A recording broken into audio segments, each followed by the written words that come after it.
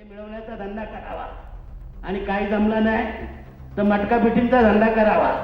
मी त्याच्या पाठीमागे काढ, फक्त बलात्कार करू नको, दरोडे घालू नको, दारू विक ना, मी तुझ्या दारूच्या पाठीमागे राहतो. कोण पोलीस येतो झाटलिंग बघतो मी.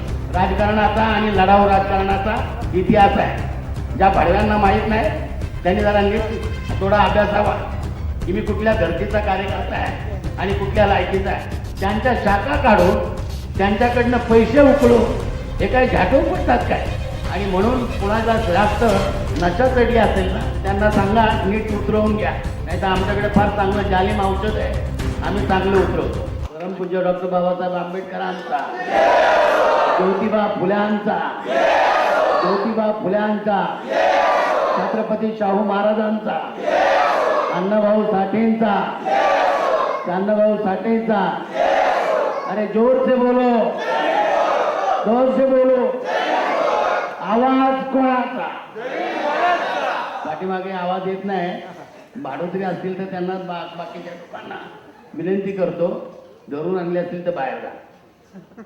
आवाज कोणाचा? आवाज कोणाचा? वा. दलितांचे दिग्विजयी नेते परमपूज्य डॉक्टर बाबासाहेब आंबेडकर, क्रांतिबा फुले, छत्रपती शाहू महाराज, अण्णाभाऊ साठे, संत रोहिदास या श्रद्धास्थानांना अभिवादन करून मी या परिषदेच्या निमित्तानं माझे अल्पसे विचार आपल्यासमोर ठेवणार आहे. व्यासपीठावर संघटनेची सर्व पदाधिकारी मंडळी आहे. खरं तर ही आजची परिषद मोठ्या घाईगडबडीत घेतली आणि गेली एक 5-6 महिने दलित पॅंथरच्या पुनर्रचनेसाठी, पुनर्बांधणीसाठी सुरुवात आपण केली. त्या घाईगर्दीमध्ये इकडली जी कमिटी तयार केली ती कमिटी काही उद्देश ठेवून केली, परंतु आता एक लक्षात आलं की ते सर्व मंडळी काहीतरी मतलबासाठी त्यांनी पदं घेतलेली आहेत. या परिषदेत मी जाहीर करतो ती सर्व पदं मी बाद केलेली आहेत. सर्वांची पदं बाद केलेली आहेत. यापुढे जो काम करेल तो संघटनेत राहील. दुसरी सर्वात महत्वाची गोष्ट, दलित प्रांत संघटना जी 38 वर्ष चाललेली आहे, आम्हा कोणाला आमदार होण्यासाठी, खासदार होण्यासाठी, नगरसेवक होण्यासाठी, मंत्री होण्यासाठी ही संघटना अजिबात चाललेली नाही. सत्ता, संपत्ती, प्रतिष्ठा, ज्ञानापासून ज्या व्यवस्थेने, ज्या राज्यकर्त्यांनी, ज्या धनदांडग्या आणि दातदांडग्यांनी ज्या बहुसंख्य समाजाला, अनुसूचित जाती जमातीच्या समाजाला, भटक्या विमुक्त समाजाला वंचित ठेवलेले आहे, त्या लोकांचे प्रश्न सोडवण्यासाठी ही संघटना आहे. आणि मी तोपर्यंत आमची संघटना याच पद्धतीने काम करेल. मी पाहतो रिपब्लिकन ऐक्य सुरू झालं तर आपले जे धंदेवाईक पूर्वीचे जे दलित पॅंथरचे कार्यकर्ते आहेत त्यांच्या पोटावर पाय पडला होता, पोटावर पाय आला. आता जगायचं कसं? आता आम्ही ते एकीकृत रिपब्लिकन पक्ष सुरू केला, त्याच्यामध्ये 10-12 लोक संघटना एकत्र आल्या आणि एक ठरवलं आम्ही लोकांनी की एकीकडे विधिमंडळाचं आणि पार्लमेंटरी स्वरूपाचं राजकारण करायचं आणि दुसरीकडे रस्त्यातलं राजकारण देखील चालू ठेवायचं. आता त्या एकीकृत रिपब्लिकन पक्षामध्ये या दृष्टीनं विचार विनिमय चालू आहे. येत्या 2 तारखेला लोणावळ्यामध्ये पक्षाच्या पदाधिकाऱ्यांची, महाराष्ट्रातल्या पदाधिकाऱ्यांची, देशातल्या पदाधिकाऱ्यांची आणि नेत्यांची समग्र बैठक आहे. आणि त्या दिवशी मात्र अधिकृतरित्या आपल्या पॅन्थरला एकीकृत रिपब्लिकन पक्षानं मान्यता द्यावी याच्यासाठी मी आग्रह धरणार आहे आणि तो यशस्वी करणार आहे.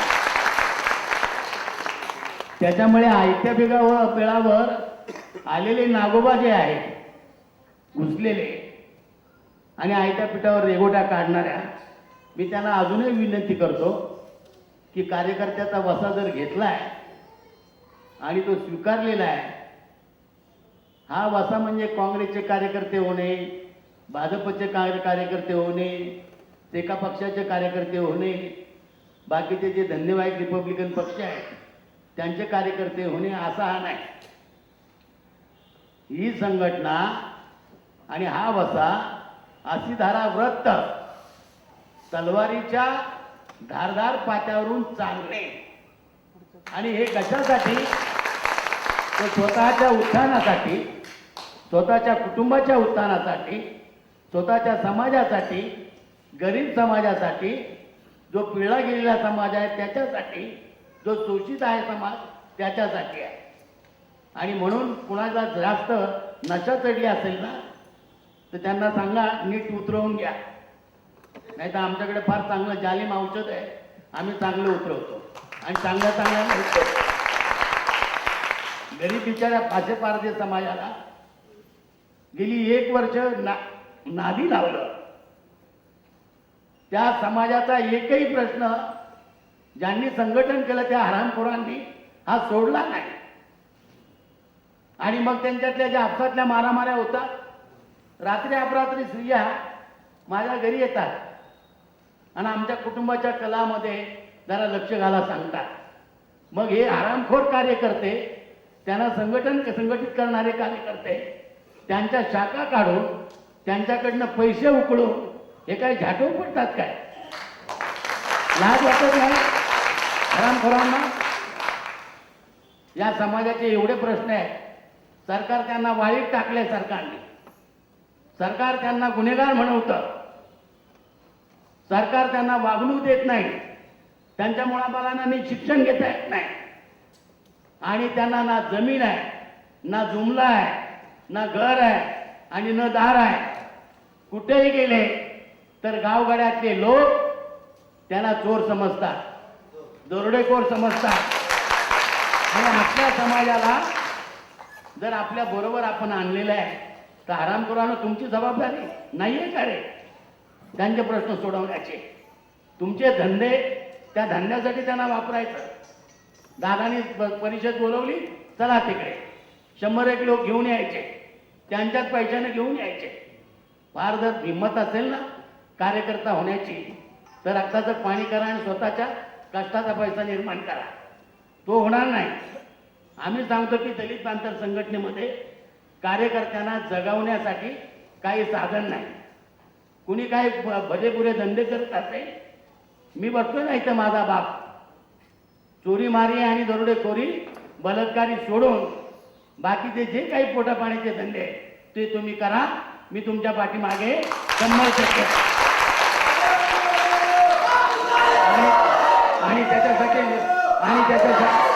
आणि त्याच्यासाठी तुरुंगात जरी जायची वेळ आली तर या व्हीलचेअरवर बसून मी तुरुंगात जायला तयार आहे.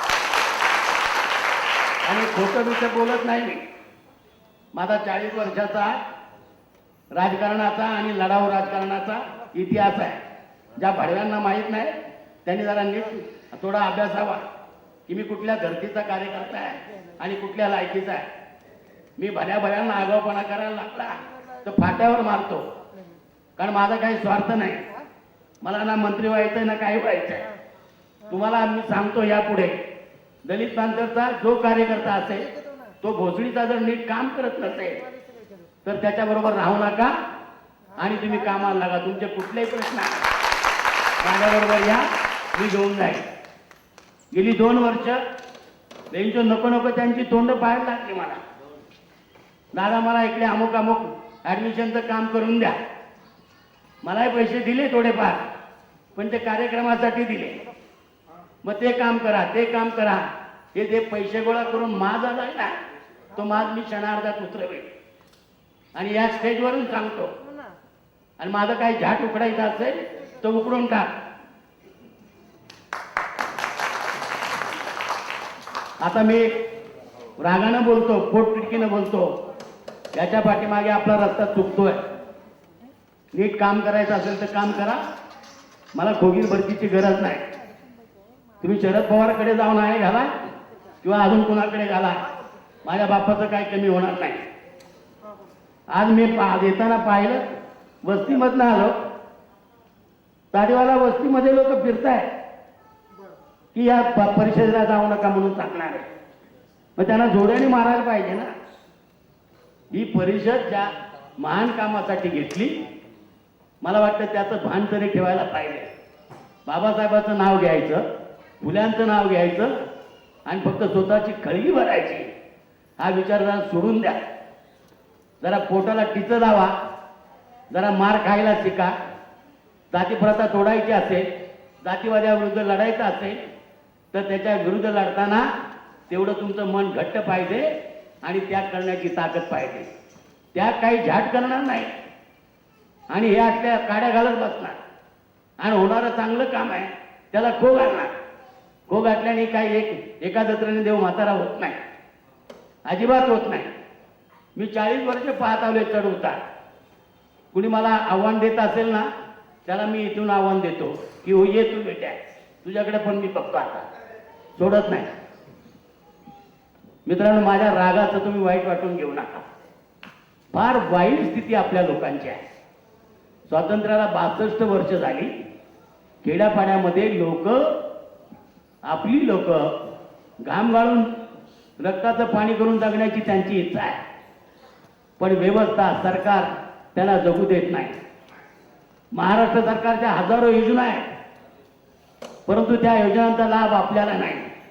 आपल्यामधले जे छोटे मोठे शेतकरी आहेत, ते शेतकरी त्यांच्या शेताला बी बियाणे मिळत नाही, त्यांच्या शेताला अवजारं मिळत नाही, त्यांच्या शेताला खतं मिळत नाही आणि उभं जर पीक त्यांनी कष्ट करून उभं केलं तर अख्खं पीकच्या पीक जाळून टाकतात. मला वाटतं याच्या विरुद्ध लढायला पाहिजे. कितीतरी मारामाऱ्या सुरू आहेत. आज कुठे तर अमुक अमुक दलित माणसांचा अमुक अमुक बलात्कार केला आणि त्या बाईची हत्या करून टाकली. आज कुठे काय तर त्या फासे पडद्याला चोर म्हणून पकडलं आणि त्याला दगडाने ठेचून मारला. आणि आम्ही मुंबईमध्ये, पुण्यामध्ये राहून स्वतःच्या गाड्या उडवून जे धंदे करतो त्यांच्या नावावर मला वाटतं त्यांनी काय त्यांचं भलं होणार नाही. मी तुम्हाला नम्रपणे सांगतो, यापुढे सर्व आपण कामाला लागूया. त्या चॉकलेट पॉवरला इथं बोलावलं, त्याच्या बायकोला इथं बोलावलं, ही दोघं उभयता काहीतरी चांगलं काम करतील. परंतु मूर्ख आणि नालायक माणसाच्या नादी लागल्यामुळं ते काही त्यांच्या समाजाचं भलं करतील असं मला वाटत नाही. मी त्यांना आजच सांगतो की तुम्ही ताबडतोब सुधरा आणि ज्या बारामतीच्या एरियामध्ये जेवढ्या शाखा काढल्या त्यांचे काय काय प्रश्न आहेत माझ्याकडे घेऊन या. ही परिषद याच्यासाठी घेतली होती की बा आपण सर्व अस्पृश्य जातीतले लोक, आपण भटक्या विमुक्त जातीतले लोक, गुन्हेगार जातीतले लोक, बाकीच्या वरच्या जातींचं सोडून देऊ, पण खालच्या जातीमध्ये काहीतरी रोटीबोटी व्यवहार होईल, काहीतरी राजकीय समझोता होईल, काहीतरी समीकरणं जुळून येतील आणि जी व्यवस्था, जे सरकार, जे जातीयवादी, जे जात आणगे, जे आपल्याला सतवतात त्यांच्या विरुद्ध आपण समर्थ उभं राहायला पाहिजे. मला वाटतं या दृष्टीनं जुळणी आपण करायला पाहिजे. मी आज सांगून टाकतो, महाराष्ट्राचे नवनियुक्त अध्यक्ष झालेले आहेत. मला वाटतं अजून त्यांच्यातला साहेब गेलेला नाही. एक्झिक्युटिव्ह इंजिनियर होता, आम्हाला अभिमान होता. एक्झिक्युटिव्ह इंजिनियर असताना संघटनेसाठी जेवढं तडफेनं काम केलं तेवढं हे पद घेतल्यानंतर त्याच्यापेक्षा करायचं आहे. तुम्हाला सांगितलेलं नाही की तुमच्या बंगल्यावर तुळशीपत्र ठेवा, पण आज तुमच्या उपस्थितीमध्ये आज पहिला हा सर्व कार्यक्रम आहे. लोकांनी हाणून पाडण्यासाठी जिद्द केली. तुम्ही गप्प कसे बसला? गेले असते 1500 रुपये. भ्रष्टाचार नाही केला तुम्ही, ठीक आहे, पण जरा थोडं गळ्यातलं सोनं नाणं गहाण ठेवून जर आजचा जर कार्यक्रम जास्त ताकद लावून केला असता तर ज्यांना हा कार्यक्रम हाणून पाडायचा होता त्या भडव्यांची हिंमत झाली नसती. यापुढे सांगतो, आपणच राहणार आहे, तुम्हाला बदलणार नाही. काम करा. आणि मी एवढे पैसे केले, मी तेवढे खर्च केले, संघटनेत असं चालत नाही. मी कोट्यावधी रुपये खर्च केलेले आहे. मला जे मिळालं ते मी सर्व जळवळीत घालवलेलं आहे. एक वेळ अशी येते की मला औषधाला पैसे देतात आणि मग एखादा तो काळा यशवंत त्या साऱ्याला सांगावं लागतं भाडव्याला की जरा औषध पाठवून दे. आणि मग तो सांगतो की कुठून पाठवून देऊ, धंदे मात्र चालू आहे. तर हे जरा असं काही करू नका. तुम्हाला जी जबाबदारी दिली ती तुम्ही करा. आणि हा पक्या इथे जो आहे, पक्याला मी आज सांगून टाकतो, जर आता नीट काम केलं नाही ना तर गांडीवर लाथ मारून हाकून दे. आणि हे स्पष्ट शब्द आहे. काय आहे तुझं, एवढी वर्ष संघटनेत राहिला, त्या दाढीवाल्यावर रोडमध्ये कुत्रं पिलं मागे नाही. 10 लोक तिकडे जातात आणि आखे लोकांना तिकडनं फसवतात, येऊ नको म्हणतात. मी सर्वांना विनंती करतो की या हॉलमध्ये ऑगस्टमध्ये सामाजिक एकजूट परिषद मोठ्या ताकदीने आपण घेणार आहोत. आणि कोणाची माय झालेली आहे त्या परिषदेला हाणून पाडण्याची, त्याच्या मायला मी पण बघतो. मला वाटतं तुम्ही कामाला लागा. 9 जुलैला आपला दलित बांधरचा 38वा वर्धापन दिन आहे.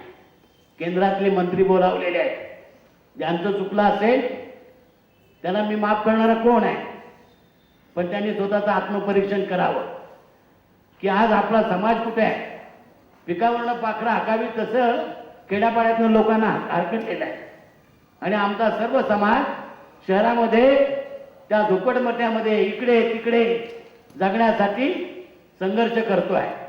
एवढी जर लाज आम्हाला नसेल आमच्या समाजासाठी काही करण्याची, तर मला वाटतं मग त्यांनी या धंद्यात पडू नये. त्यांनी काहीतरी दुसरा धंदा करावा, पैसे मिळवण्याचा धंदा करावा. आणि काही जमलं नाही तर मटका पिटींचा धंदा करावा. मी त्याच्या पाठीमागे काढ. फक्त बलात्कार करू नको, दरोडे घालू नको, दारू विक ना, मी तुझ्या दारूच्या पाठीमागे राहतो. कोण पोलीस येतो झाटलिंग बघतो मी. आपण इथे आलात, माझं हे रागाचं भाषण ऐकलं, याच्यापासून काहीतरी घ्या. आणि ऑगस्ट महिन्याच्या तयारीसाठी आणि 9 जुलैच्या कार्यक्रमासाठी आपण तयारीला लागा.